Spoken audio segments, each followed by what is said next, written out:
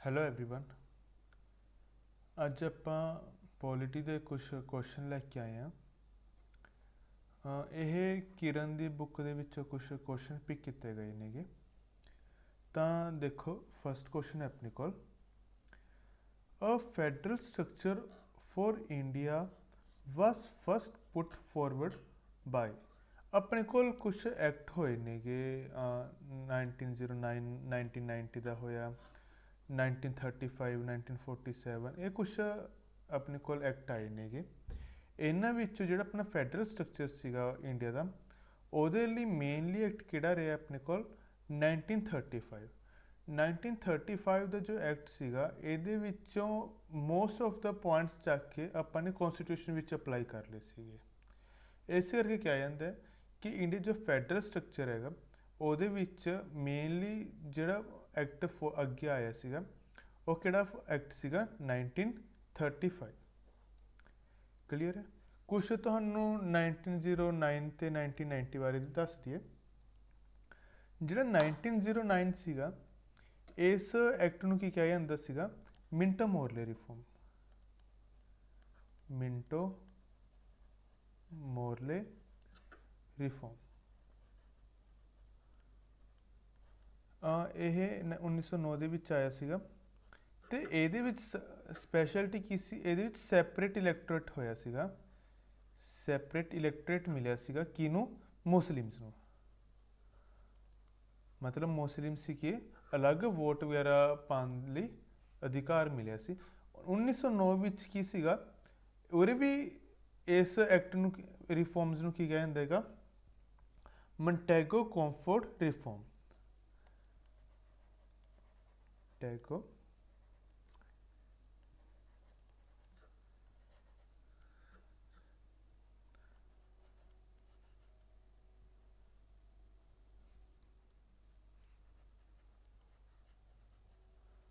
Reform. ਇਹਦੇ ਵਿੱਚ mainly ਕੀ ਸੀਗੇ, ਜੋ ਸਿੱਖ ਸੀਗੇ, ਕ੍ਰਿਸਚਨ ਤੇ Anglo Indians,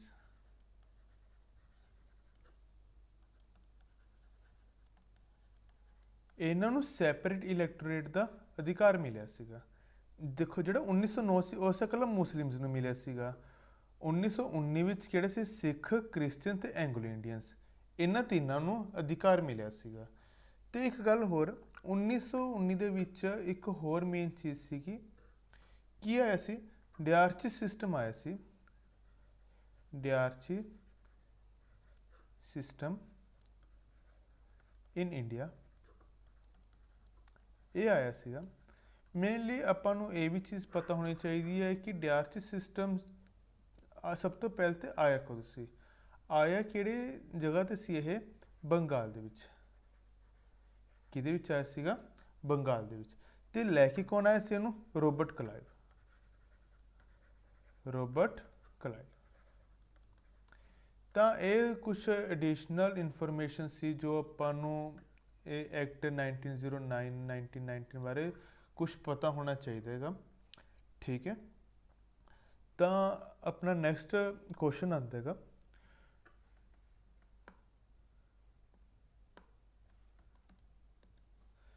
which of the following exercised the most profound influence in framing the Indian Constitution। ਜਿਹੜਾ ਆਪਣਾ ਇੰਡੀਅਨ ਕੌਨਸਟੀਟਿਊਸ਼ਨ ਸੀਗਾ ਇਹਦੇ ਵਿੱਚ ਸਭ ਤੋਂ ਜ਼ਿਆਦਾ ਇਨਫਲੂਐਂਸ ਕਿਸ ਆ ਰਿਹਾ, ਉਹੀ ਆਪਣੇ ਲਾਸਟ ਟਾਈਮ ਤੇ ਆਪਾਂ ਨੇ ਕੀਤਾ ਸੀਗਾ ਕਿ ਸਭ ਤੋਂ ਜ਼ਿਆਦਾ ਆਪਣਾ ਜੋ ਕਾਪੀ ਹੋਇਆ ਉਹ ਕਿਹੜਾ ਹੋਇਆ, ਗੌਰਮੈਂਟ ਆਫ ਇੰਡੀਆ ਐਕਟ 1935। ਇਹਦੇ ਵਿੱਚੋਂ ਆਪਾਂ ਨੇ ਜਿਹੜੇ ਵੀ ਸਰਕਾਰ ਦੀਆਂ ਨੀਤੀਆਂ ਸੀ ਜੋ ਹਜੇ ਤੱਕ ਵੀ ਚੱਲੀ ਜਾਂਦੀਆਂ ਨੇ, ਆਪਾਂ ਐਜ਼ ਇਟ ਇਜ਼ ਹਜੇ ਤੱਕ ਯੂਜ਼ ਕਰੀ ਜਾਂਦੇ ਹਾਂ 1935 ਦੀਆਂ ਚੀਜ਼ਾਂ। ਆਪਣੇ ਕੋਲ ਬ੍ਰਿਟਿਸ਼ ਕੌਨਸਟੀਟਿਊਸ਼ਨ ਤੋਂ ਕੁਝ ਚੀਜ਼ਾਂ ਉਧਾਰ ਲਈਆਂ ਨੇ, US ਤੋਂ ਲਈਆਂ ਨੇ, ਈਰਿਸ ਤੋਂ ਲਈਆਂ ਨੇ।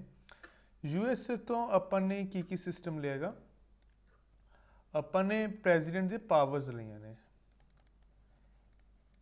ਪ੍ਰੈਜ਼ੀਡੈਂਟ ਪਾਵਰਸ ਲਈਆਂ ਨੇ। ਹੋਰ ਕੀ ਲਈਆਂ ਨੇ, ਹੋਰ ਜੁਡੀਸ਼ਰੀ ਲਈ ਹੈ।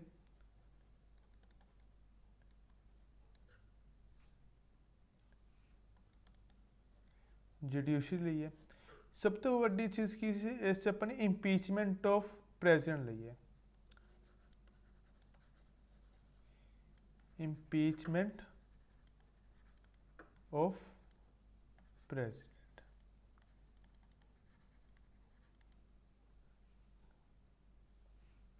ठीक है। बाकी ਆਪਾਂ कुछ ਈਰਿਸ਼ ਤੋਂ ਲਿਆਗਾ, कुछ ਆਪਾਂ ਨੇ ਆਹ ਬ੍ਰਿਟਿਸ਼ ਤੋਂ ਲਿਆ, ਉਹ ਆਪਾਂ ਅੱਗੇ ਕਰਾਂਗੇ, ਅੱਗੇ ਕੁਐਸਚਨ ਆਣਗੇ ਆਪਣੇ, ਦੇਖਦੇ ਹਾਂ। ਤਾਂ ਆਪਣਾ ਕੁਐਸਚਨ ਹੈ, how does the constitution of India describe India as. ਤਾਂ ਜਿਹੜਾ ਆਪਣਾ ਕਨਸਟੀਟਿਊਸ਼ਨ ਆਫ ਇੰਡੀਆ ਹੈਗਾ, ਇਹਨੂੰ ਇੰਡੀਆ ਡਿਸਕ੍ਰਾਈਬ ਕਿਸ ਚੀਜ਼ ਨਾਲ ਕਰਦੇ ਹਨ। ਤਾਂ ਆਨਸਰ ਆਏਗਾ ਆਪਣਾ ਜਿਹੜਾ ਯੂਨੀਅਨ ਆਫ ਸਟੇਟਸ, ਇਹਦਾ ਆਨਸਰ ਆਪਾਂ ਕੀ ਲਗਾਵਾਂਗੇ, ਯੂਨੀਅਨ ਆਫ ਸਟੇਟ। ਜੋ ਇੰਡੀਆ वर्ड हैगा, इंडिया और भारत, ਇਹ ਆਪਣੇ ਆਰਟੀਕਲ 1 ਦੇ ਵਿੱਚ ਲਿਖਿਆ ਗਿਆ ਹੈਗਾ। ਆਰਟੀਕਲ ਕਿਹੜਾ ਹੈਗਾ, 1 ਦੇ ਵਿੱਚ ਲਿਖਿਆ ਗਿਆ। ਕੀ ਲਿਖਿਆ ਗਿਆ, Bharat as a union of states.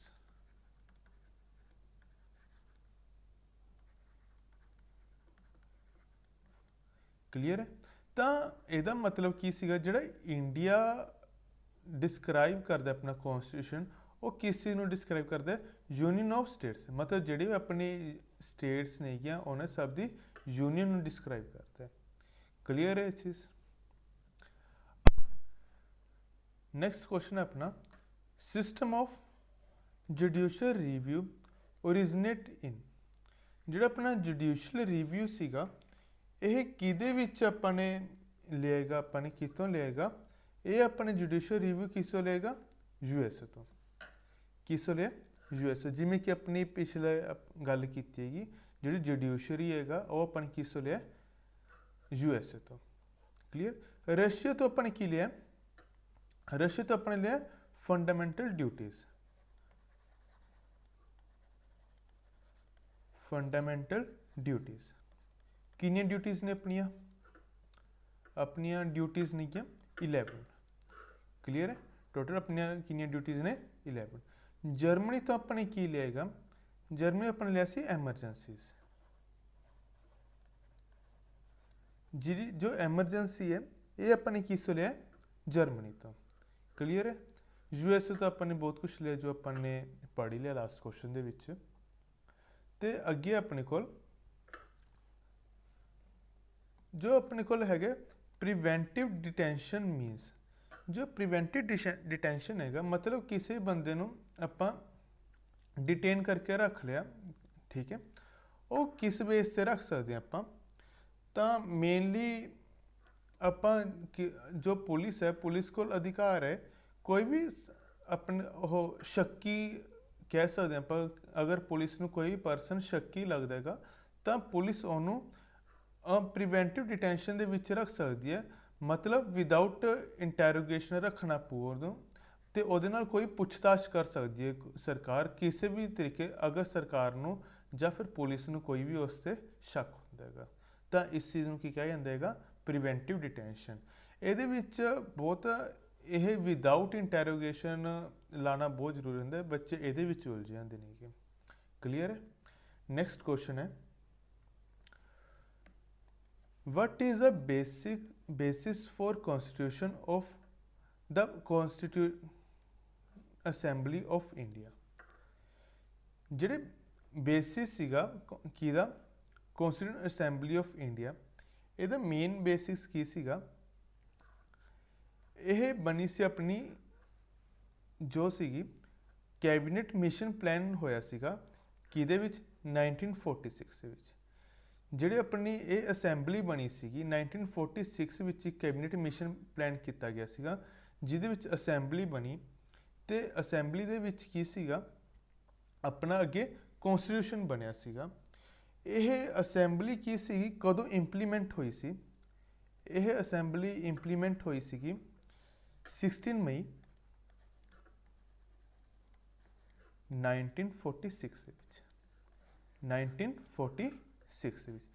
ਤੇ ਜੋ ਇਹ ਸੀਗਾ ਇਹ ਮੀਟਿੰਗ ਸੀ ਜਿਹੜਾ ਇਸ ਆਪਣੇ ਕੀ ਬਣ ਗਿਆ ਸੀਗਾ ਕੌਂਸਟੀਟਿਊਸ਼ਨ ਅਸੈਂਬਲੀ ਬਣ ਗਈ। ਤਾਂ ਕੌਂਸਟੀਟਿਊਸ਼ਨ ਅਸੈਂਬਲੀ ਜਿਹੜੀ ਫਸਟ ਮੀਟਿੰਗ ਸੀਗੀ, ਫਸਟ ਟਾਈਮ ਇਹ ਜਿਹੜੀ ਮੀਟ ਕੀਤੀ ਸੀਗੀ, ਮੀਟ ਹੋਈ ਸੀ, ਇਹ ਕਦੋਂ ਹੋਈ ਸੀਗੀ 9 ਦਸੰਬਰ 1946 ਦੇ ਵਿੱਚ। 9 ਦਸੰਬਰ 1946 ਦੇ ਵਿੱਚ। ਕਲੀਅਰ। ਇਸ ਚੀਜ਼ ਦਾ ਸਭ ਤੋਂ ਪਹਿਲਾਂ ਤੇ ਆਈਡੀਆ ਇਹ ਪੁੱਛਿਆ ਜਾਂਦਾਗਾ, ਇਸ ਦਾ ਆਈਡੀਆ ਕਿਹਨੇ ਦਿੱਤਾ ਸੀਗਾ। ਸਭ ਤੋਂ ਪਹਿਲਾਂ ਤੇ ਆਈਡੀਆ ਕਿਹਦੇ ਕੋਲ ਆਇਆ ਸੀਗਾ, MN ਰॉय। ਕਿਹਨੇ ਦਿੱਤਾ ਸੀਗਾ, MN ਰॉय। ਕਿਹੜੇ ਈਅਰ ਦੇ ਵਿੱਚ, 1934 ਦੇ ਵਿੱਚ। ਕਦੋਂ, 1934 ਦੇ ਵਿੱਚ। ਤੇ ਇੱਕ ਚੀਜ਼ ਹੋਰ, ਜੋ ਅਸੈਂਬਲੀ ਸੀਗੀ ਇਹਦੇ ਟੋਟਲ ਮੈਂਬਰਸ ਕਿੰਨੇ ਸੀਗੇ, ਟੋਟਲ ਮੈਂਬਰਸ ਕਿੰਨੇ ਸੀਗੇ, ਦੇਖੋ ਇਹਦੇ ਵਿੱਚ 292 ਇਹ ਤਾਂ ਕੀ ਸੀਗੇ, ਪ੍ਰੋਵਿੰਸਿਸ ਦੇ ਸੀਗੇ। ਠੀਕ ਹੈ। ਜੋ 93 ਸੀਗੇ ਪਰਸਨ ਇਹ ਕਿਹਦੇ ਸੀਗੇ, ਪ੍ਰਿੰਸਲੀ ਸਟੇਟਸ ਦੇ ਸੀਗੇ। ਤੇ ਜੋ 4 ਸੀਗੇ ਇਹ ਕੀ ਸੀਗੇ, ਕਮਿਸ਼ਨਰ ਸੀਗੇ। ਕੀ ਸੀਗੇ, ਕਮਿਸ਼ਨਰ ਸੀਗੇ, ਜੋ ਇਸ ਸਭ ਦੀ ਕੀ ਸੀਗੇ ਧਿਆਨ ਰੱਖ ਰਹੇ ਸੀ ਵੀ ਕੁਛ ਹੋ ਨਾ ਜਾਵੇ, ਵੀ ਸਭ ਜੋ ਕੌਂਸਟੀਟਿਊਸ਼ਨ ਅਸੈਂਬਲੀ ਸੀਗਾ ਇਹਦੀ ਸਾਰੀ ਜੋ ਸੀਗਾ ਇਸ 'ਤੇ ਵੋਚ ਆਊਟ ਸੀਗਾ ਕਿ ਕਿਸ ਤਰੀਕੇ ਨਾਲ ਸਭ ਕੁਝ ਹੋ ਰਹੇਗਾ। ਤਾਂ ਇਹਦਾ ਜੋ ਆਪਾਂ ਅਗਰ ਟੋਟਲ ਜੋੜ ਲਗਾਈਏ ਤਾਂ ਕਿੰਨਾ ਬਣੂਗਾ, ਇਹ ਬਣੂਗਾ 389। ਠੀਕ ਹੈ। ਤਾਂ ਟੋਟਲ ਮੈਂਬਰ ਕਿੰਨੇ ਸੀਗੇ, 389। ਓਕੇ। ਇੱਕ ਗੱਲ ਹੋਰ, ਸਭ ਤੋਂ ਪਹਿਲਾਂ ਤਾਂ ਇਹ ਮੀਟਿੰਗ ਤਾਂ ਮੀਟਅਪ ਹੋ ਗਈ। ਸਭ ਤੋਂ ਪਹਿਲਾਂ ਤਾਂ ਇਹਦੇ ਵਿੱਚ ਜਵਾਹਰ ਲਾਲ ਨਹਿਰੂ ਨੇ ਓਬਜੈਕਟਿਵ ਰੈਜ਼ੋਲੂਸ਼ਨ ਪਾਸ ਕੀਤੀ ਸੀ।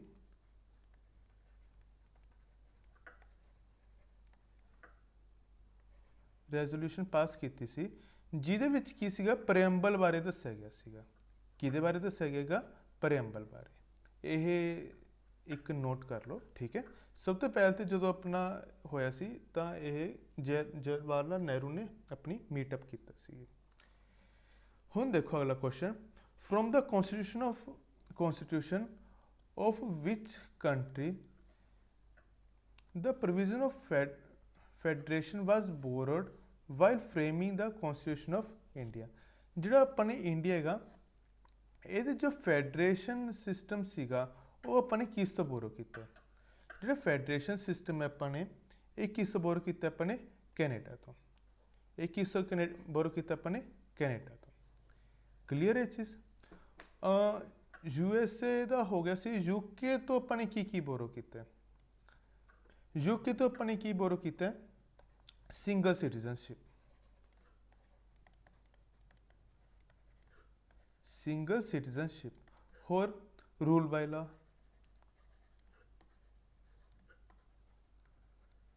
ਕਲੀਅਰ। ਵੈਸੇ ਤਾਂ ਆਪਣਾ ਅੱਧਾ ਕੌਂਸਟੀਟਿਊਸ਼ਨ ਹੀ ਜਿਹੜਾ ਆਪਣਾ ਇੰਗਲਿਸ਼ ਦੇ ਤਰ੍ਹਾਂ ਹੀ ਬਣਿਆ ਹੋਇਆ ਤੇ ਬਟ ਆਪਾਂ ਇਹਦੇ ਵਿੱਚੋਂ ਜੋ ਮੇਨ ਚੀਜ਼ਾਂ ਨੇ ਸਿੰਗਲ ਸਿਟੀਜ਼ਨਸ਼ਿਪ ਤੇ ਰੂਲ ਬਾਈ ਲਾ ਇਹ ਆਪਾਂ ਨੇ UK ਤੋਂ ਲਿਆ ਗਿਆ ਹੈਗਾ। ਕਲੀਅਰ ਹੈ ਚੀਜ਼। ਅਗਲਾ ਕੁਐਸਚਨ ਹੈ ਆਪਣੇ ਕੋਲ, who among the following was not a member of Constitution Assembly established in July 1946। ਜਿਹੜੀ ਆਪਣੀ ਕੌਂਸਟੀਟਿਊਸ਼ਨ ਅਸੈਂਬਲੀ ਸੀਗੀ ਜੋ ਜੁਲਾਈ ਦੇ ਵਿੱਚ ਇਸਟੈਬਲਿਸ਼ ਹੋਈ ਸੀਗੀ ਤੇ ਇਹਦਾ ਕੌਣ ਮੈਂਬਰ ਨਹੀਂ ਸੀਗਾ। ਦੇਖੋ ਇਹਦੇ ਵਿੱਚ ਨਾ ਬਥੇਰੇ ਬੱਚੇ ਨੂੰ ਇਹ ਲੱਗਦਾ ਕਿ ਮਹਾਤਮਾ ਗਾਂਧੀ ਤਾਂ ਹੋਊਗਾ ਹੀ ਹੋਊਗਾ ਕਿ ਉਹ ਐਡੇ ਵੱਡੇ ਫਰੀਡਮ ਫਾਈਟਰ ਨੇ, ਬਟ ਰੀਅਲ ਦੇ ਵਿੱਚ ਮਹਾਤਮਾ ਗਾਂਧੀ ਕੌਂਸਟੀਟਿਊਸ਼ਨ ਅਸੈਂਬਲੀ ਦਾ ਪਾਰਟ ਨਹੀਂ ਸੀਗੇ। ਕਲੀਅਰ ਹੈ। ਇਹਨਾਂ ਵਿੱਚ ਅਗਰ ਦੇਖੀਏ ਜੋ ਰਜਿੰਦਰ ਪ੍ਰਸਾਦ ਸੀਗੇ ਇਹ ਕੌਂਸਟੀਟਿਊਸ਼ਨ ਅਸੈਂਬਲੀ ਦੇ ਪ੍ਰੈਜ਼ੀਡੈਂਟ ਸੀਗੇ। ਇਹ ਕੀ ਸੀਗੇ, ਪ੍ਰੈਜ਼ੀਡੈਂਟ ਸੀ। ਮੌਲਾਨਾ ਅਬੁਲ ਕਲਾਮ ਆਜ਼ਾਦ ਜੋ ਨੇਗੇ ਇਹ ਕੀ ਸੀਗੇ, ਐਜੂਕੇਸ਼ਨ ਮਿਨਿਸਟਰ। ਕੀ ਸੀ ਉਸ ਟਾਈਮ ਦੇ, ਐਜੂਕੇਸ਼ਨ ਮਿਨਿਸਟਰ। ਕਲੀਅਰ।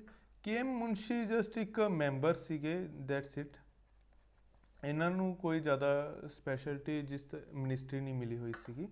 ਪਰ ਇੱਕ ਗੱਲ ਹੈ ਕਿ ਮਹਾਤਮਾ ਗਾਂਧੀ ਸੀ ਜੋ ਉਹ ਇਸ ਕੌਂਸਟੀਟਿਊਸ਼ਨ ਅਸੈਂਬਲੀ ਦਾ ਪਾਰਟ ਨਹੀਂ ਸਨ। ਕਲੀਅਰ ਹੈ। ਹੁਣ ਅਗਲਾ ਹੈਗਾ, who was the chairman of drafting committee of the constitution. ਜੋ ਚੇਅਰਮੈਨ ਸੀਗਾ, ਕੌਣ ਸੀਗਾ? ਚੇਅਰਮੈਨ। ਜਿਹੜਾ ਆਪਣੀ ਕੌਂਸਟੀਟਿਊਸ਼ਨ ਅਸੈਂਬਲੀ ਸੀ ਇਹਦਾ ਚੇਅਰਮੈਨ ਕੌਣ ਸੀ? ਇਹਦਾ ਚੇਅਰਮੈਨ ਹੈਗਾ ਸੀਗਾ BR ਅੰਬੇਦਕਰ। ਕਲੀਅਰ। ਜੋ BR ਅੰਬੇਦਕਰ ਕੀ ਸੀਗੇ? ਇਹ ਚੇਅਰਮੈਨ ਸੀਗੇ ਕਿਹਦੇ? ਆਪਣੀ ਡਰਾਫਟਿੰਗ ਕਮੇਟੀ ਦੇ। ਇੱਕ ਗੱਲ ਹੋਰ, ਜਿਹੜੇ BR ਅੰਬੇਦਕਰ ਸੀਗੇ ਇਹ ਕੀ ਸੀਗੇ? ਲੋ ਮਿਨਿਸਟਰ ਸੀਗੇ।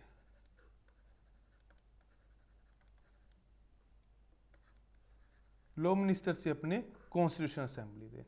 ਕਲੀਅਰ ਹੈ। ਜਿਹੜੇ ਆਪਣੇ ਜਵਾਹਰ ਲਾਲ ਨਹਿਰੂ ਸੀਗੇ ਇਹ ਆਪਣੀ ਕੌਂਸਟੀਟਿਊਸ਼ਨ ਅਸੈਂਬਲੀ ਦੇ ਪ੍ਰਾਈਮ ਮਿਨਿਸਟਰ ਸੀਗੇ। ਇਹ ਉਸ ਟਾਈਮ ਦੇ ਆਪਾਂ ਨੇ ਪੋਸਟ ਲਈਆਂ ਹੋਈਆਂ ਸੀ। ਤੇ ਰਜਿੰਦਰ ਪ੍ਰਸਾਦ ਆਪਣੇ ਪ੍ਰੈਜ਼ੀਡੈਂਟ ਹੈਗੇ ਸੀਗੇ। JB ਕ੍ਰਿਪਲਾਨੀ ਕੀ ਸੀਗੇ ਉਸ ਟਾਈਮ? ਤੁਹਾਨੂੰ ਯਾਦ ਹੋਵੇ ਆਪਾਂ ਕਰਦੇ ਹੁੰਦੇ ਸੀਗੇ ਕਿ ਕਾਂਗਰਸ ਹਰ ਸਾਲ ਆਪਦਾ ਇੱਕ ਨਵਾਂ ਪ੍ਰੈਜ਼ੀਡੈਂਟ ਬਣਾਉਂਦੀ ਸੀ। ਤਾਂ JB ਕ੍ਰਿਪਲਾਨੀ ਉਸ ਟਾਈਮ ਦੇ ਕਾਂਗਰਸ ਦੇ ਪ੍ਰੈਜ਼ੀਡੈਂਟ ਸੀਗੇ, ਪ੍ਰੈਜ਼ੀਡੈਂਟ ਆਫ ਕਾਂਗਰਸ, ਜਾਂ ਫਿਰ ਆਪਾਂ ਕਹਿੰਦੇ ਆਲ ਇੰਡੀਆ ਕਾਂਗਰਸ। ਹੁਣ ਜੇ ਆਪਾਂ ਕਾਂਗਰਸ ਲਿਖ ਦਿੰਦੇ ਹਾਂ। ਕਲੀਅਰ ਇਹ ਚੀਜ਼। ਤਾਂ ਇਹ ਚੀਜ਼ਾਂ ਨਾਲ ਯਾਦ ਵੀ ਸਭ ਨੂੰ ਰਿਲੇਟ ਕਰਕੇ ਚੱਲਦੇ ਰਹੋ ਤਾਂ ਬਹੁਤ ਈਜ਼ੀਲੀ ਸਭ ਕੁਝ ਯਾਦ ਹੋ ਜਾਂਦਾ ਹੈਗਾ। ਇਸ ਕਰਕੇ ਮੈਂ ਤੁਹਾਨੂੰ ਨਾਲ ਇਹ ਸਭ ਦੀ ਡਿਟੇਲਸ ਦਿੰਦਾ ਹੈਗਾ। ਹੁਣ ਅਗਲਾ ਕੁਐਸਚਨ ਹੈ ਆਪਣੇ ਕੋਲ, ਇੰਡੀਆ ਇਜ਼ ਰਿਪਬਲਿਕ ਬਿਕੋਜ਼। ਜਿਹੜਾ ਕੋਈ ਵੀ ਕੰਟਰੀ ਹੈ ਰਿਪਬਲਿਕ ਕਹਾਉਂਦੀ ਹੈ, ਰਿਪਬਲਿਕ ਕਿਸ ਚੀਜ਼ ਕਰਕੇ ਕਹਾਉਂਦੀ ਹੈ? ਕਿ ਜੋ ਉੱਥੋਂ ਦਾ ਦੇਖੋ, ਉਂਝ ਤੁਸੀਂ ਅਗਰ ਦੇਖੋਗੇ ਤਾਂ ਡੈਮੋਕ੍ਰੈਟਿਕ ਕੰਟਰੀ ਹੈ, ਠੀਕ ਹੈ, ਪਾਰਲੀਮੈਂਟਰੀ ਸਿਸਟਮ ਹੈਗਾ ਵੀ ਆਪਾਂ ਨੂੰ ਕੀ ਨੇ ਸਾਰੀ ਆਪਸ਼ਨ ਸਹੀ ਲੱਗੀ ਜਾਂਦੀਆਂ ਨੇਗੀਆਂ। ਪਰ ਤੇ ਆਲ ਆਫ ਦੀਜ਼ ਵੀ ਆਪਸ਼ਨ ਹੈਗੀ। ਤਾਂ ਕਰਕੇ ਆਪਾਂ ਕਈ ਵਾਰ ਕੀ ਹੈ ਜਲਦਬਾਜ਼ੀ ਦੇ ਵਿੱਚ ਆਲ ਆਫ ਦੀਜ਼ ਲਾਏ ਨੇ। ਬਟ ਇਹਦੇ ਵਿੱਚ ਧਿਆਨ ਦੇਣ ਵਾਲੀ ਗੱਲ ਹੈਗੀ ਕਿ ਰਿਪਬਲਿਕ ਜੋ ਵਰਡ ਹੈਗਾ ਇਹ ਪ੍ਰੋਪਰ ਡਿਫਾਈਨ ਉਦੋਂ ਕਰਦਾ ਜਦੋਂ ਕਿਸੇ ਵੀ ਸਟੇਟ ਦਾ ਹੈੱਡ ਆਫ ਸਟੇਟ ਹੁੰਦਾ ਉਹ ਕਿਸੇ ਇੱਕ ਡੈਫੀਨਿਟ ਪੀਰੀਅਡ ਲਈ ਇਲੈਕਟ ਹੁੰਦਾ ਹੈਗਾ। ਉਹ ਕਦੋਂ ਹੁੰਦਾ? ਡੈਫੀਨਿਟ ਪੀਰੀਅਡ ਲਈ ਇਲੈਕਟ ਹੁੰਦਾ ਹੈਗਾ। ਕਲੀਅਰ। ਜਿਵੇਂ ਇੰਡੀਆ ਵਿੱਚ ਕਿੰਨੇ ਟਾਈਮ ਲਈ ਪ੍ਰੈਜ਼ੀਡੈਂਟ ਇਲੈਕਟ ਹੋਊਗਾ? 5 ਈਅਰਸ ਲਈ। ਕਿੰਨੇ ਟਾਈਮ ਲਈ ਇਲੈਕਟ ਹੋਊਗਾ? 5 ਈਅਰਸ ਲਈ। ਤਾਂ ਜੋ ਰਿਪਬਲਿਕ ਸਿਸਟਮ ਹੈ ਉਹ ਕਿਸ ਚੀਜ਼ 'ਤੇ ਡਿਪੈਂਡ ਕਰਦਾ ਹੈ ਕਿ ਜੋ ਆਪਣਾ ਹੈੱਡ ਹੋਊਗਾ ਉਹ ਕੀ ਹੋਊਗਾ? ਡੈਫੀਨਿਟ ਪੀਰੀਅਡ ਲਈ ਆਵੇ, ਨਾ ਕਿ ਇਹ ਨਹੀਂ ਹੈਗਾ ਕਿ ਉਹ ਆਇਆ ਅਤੇ ਆਪਦੇ ਹਿਸਾਬ ਨਾਲ ਆਪਣੇ ਕੌਂਸਟੀਟਿਊਸ਼ਨ ਚੇਂਜ ਕਰ ਲਿਆ। ਇਸ ਤਰੀਕੇ ਨਾਲ ਨਹੀਂ ਹੁੰਦਾ। ਕਲੀਅਰ ਹੈ। ਹੁਣ ਅਗਲਾ ਹੈ, who was the constitutional adviser to the constituent assembly of India. Adviser ਕੌਣ ਸੀਗਾ ਉਸ ਟਾਈਮ ਦਾ? ਹੁਣ ਜੋ ਆਪਣੀ ਕੌਂਸਟੀਟਿਊਸ਼ਨ ਅਸੈਂਬਲੀ ਪੜ੍ਹੀ ਸੀ, ਦੇਖੋ ਇਹਦੇ ਵਿੱਚ ਇੱਕ ਕੀ ਸੀਗਾ? ਪ੍ਰੈਜ਼ੀਡੈਂਟ ਸੀਗੇ। ਇਹ ਕੀ ਸੀਗੇ? ਚੇਅਰਮੈਨ ਵੀ ਸੀ ਤੇ ਲੋ ਮਿਨਿਸਟਰ ਵੀ ਸੀਗੇ। ਤੇ ਇਹਨਾਂ ਵਿੱਚ ਜੋ BN ਰਾਓ ਸੀਗੇ, BN ਰਾਓ ਇਹ ਕੀ ਸੀਗੇ? ਲੋ ਐਡਵਾਈਜ਼ਰ। ਠੀਕ ਹੈ, ਜਿਵੇਂ ਆਪਾਂ ਕਹਿੰਦੇ ਹਾਂ ਕੌਂਸਟੀਟਿਊਸ਼ਨਲ ਐਡਵਾਈਜ਼ਰ। ਕਲੀਅਰ ਹੈ। ਤਾਂ ਬੱਚੋ ਇਹ ਆਪਣੇ ਕੁਛ ਕੁਐਸਚਨ ਸੀਗੇ। ਆਪਾਂ ਰੋਜ਼ ਕਰੀਬ 10-15 ਕੁਐਸਚਨਸ ਹੀ ਕਰਾਂਗੇ। ਕਰੀਬ 10 ਮਿੰਟ ਦੀ ਵੀਡੀਓ ਬਣਿਆ ਕਰੋ ਤਾਂ ਕਿ ਹਰੇਕ ਨੂੰ ਪੜ੍ਹਨਾ ਸੌਖੀ ਰਹੇ। Thank you. ਨੈਕਸਟ ਵੀਡੀਓ 'ਚ ਮਿਲते हैं।